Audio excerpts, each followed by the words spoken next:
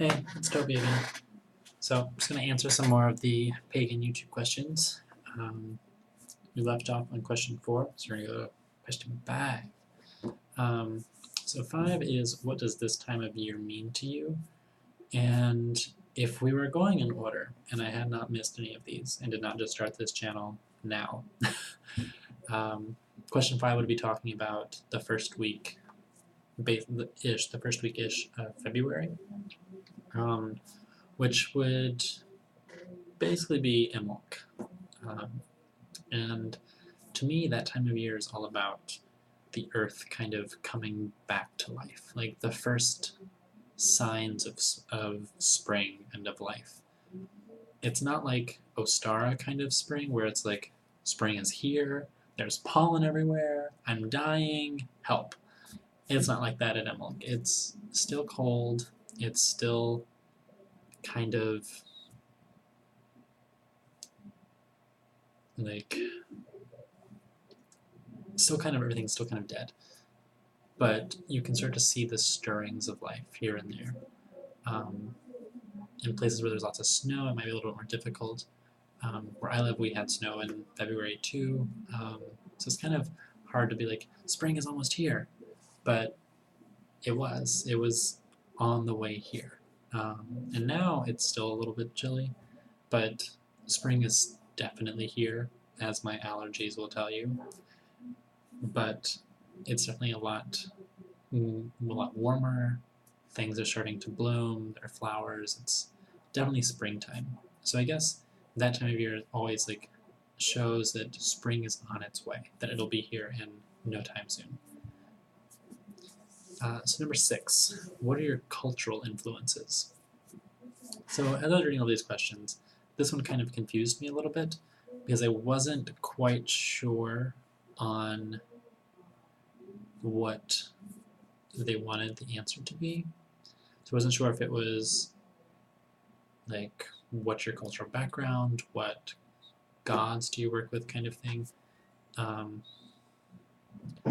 So I guess I'm going to take it the way that I viewed the question, and if I have any cultural influences that relate to my practice, which I don't. I am not from a culture that is pagan, really. I mean, my family is German, but that's really about it. I can trace back to the immigrant who moved over here and further back than that, but I can't trace it back to a time when any of my family was pagan, ever. But there are cultures that I work with that aren't necessarily my cultures, that I'm very careful about not appropriating that culture in my practice, because that's not very good. But I work with Egyptian and Greek, and occasionally Inuit and some British Isles here and there.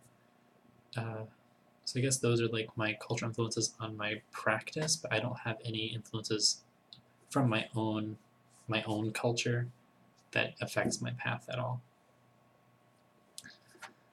So number 7, how do you view sacred texts and mythology? Well, in Wicca, there's not really a sacred text, like a Bible exactly. We have like the Wiccan Rede and a couple other very important things that were written down that are important to our tradition now, but we don't really have texts at all. And as for mythology, I definitely have views on like ancient mythology, especially Greek mythology, and I know that there are different opinions on like what happened, like what the story actually is, and you can take one myth and get 5, 10, or more stories of that myth that all are different. The one that I often use as an example is Hades and Persephone. A lot of the times people view that as Hades kidnapping Persephone and stealing her away, and Persephone having no say in the matter, and then her being stuck there because she ate the pomegranate seeds. My personal opinion, after having worked with both Hades and Persephone knew what she was doing. She ate the seeds. Like, she knew what would happen if she ate food from with the underworld. She knew what would happen. And over time, maybe she doesn't like Hades all the time, but they definitely love each other. Like they don't, like they are married. They are a couple. They love each other. Whether they get along all the time or not is a different story. That's just my personal opinion. I believe in personal gnosis as well as mythology, and personal gnosis has a lot to do with how you practice your craft. So, and I'll go into more about my personal gnosis on different stuff at some point, I'm sure, too. Otherwise, this question would be hours long. So, number 8. Do you have or did you find a matron or / patron? Yes. When I originally started out, I worked with Dionysus and Artemis. Those are the two that were that called to me the most. And then after I started working with my Blue Star group, I had Hecate kind of show up and take the place of Artemis, and so now Dionysus and Hecate are my matron and patron, so to speak. I also work with a bunch of other deities. It's like I lose count. It's a lot of ones that I've actually had contact with and talked to and worked with in ritual to a point where they're not just a deity that I've worked with, they're or have been to a ritual where they've been called. They're deities that I know that I work with, that are people who will not leave my life at any point in the future. So yes, I do have a matron and a patron, and I don't see those two as static, really. They could change. I mean, my matron did change and could change again in the future. I don't think they will, but they could. I never want to say that it's these two forever. That's not always true. So number 9, this will be the last one for this video, and then I'll make another one because this one's already getting pretty long. So number 9, do you keep a journal or diary of your experiences? So, kind of. Anyone in my group who I'm sure will watch this because I'm going to make them, but anyone in my group will tell you I'm the worst note taker.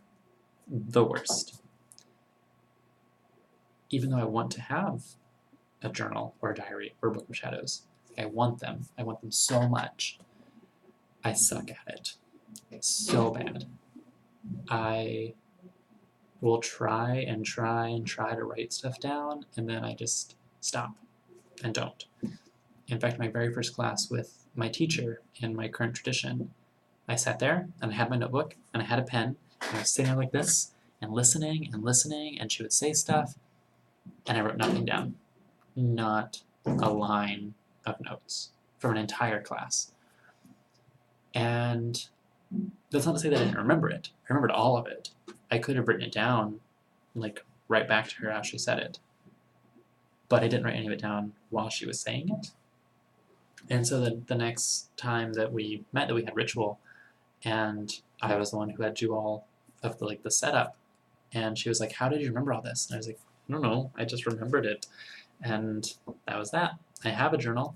I just rarely write in it. And when I do, it's because I get to a point where I really want to do stuff and I really want to be proactive. And then I'm proactive for a day, 2, a week, and then I'm not. So I really hope that I can get to the point where I do use it more often and I do journal and write. But right now, it's just not a thing. So, but with that, I'm going to leave you guys, and thanks for watching. Bye.